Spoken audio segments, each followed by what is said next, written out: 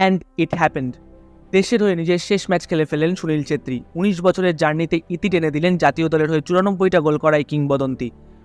On the other hand, ছেত্রীর farewell ম্যাচে কুয়েতের সাথে গোললেস ড্র করার ফলে বিশ্বকাপে third round as well as Asia cup 2027-এ কোয়ালিফাই করার স্বপ্নও শেষ হয়ে গেল বলা যায়। এই ম্যাচ ড্রয়ের ফলে পয়েন্টস টেবিলে 2 নম্বরে রয়ে গেল ইন্ডিয়া উইথ 5 পয়েন্টস। তাদের পরে 3 নম্বরে আছে 5 পয়েন্ট নিয়ে আফগানিস্তান, আর 4 নম্বরে আছে 4 পয়েন্ট নিয়ে কুয়েত। ভারতের শেষ ম্যাচ কাতারের বিরুদ্ধে, তাই সেই ম্যাচ থেকে পয়েন্ট যে আসবে না সেটা ধরেই নেওয়া যায়।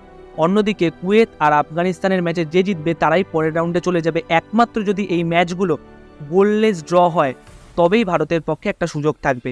কুয়েতের বিরুদ্ধে ম্যাচে কিছু সহজ সুযোগ যদি ভারত মিস না করতো তাহলে হয়তো আমাদের ক্যাপ্টেনের ফেয়ারওয়েলটা আরও আইডিয়াল হতো।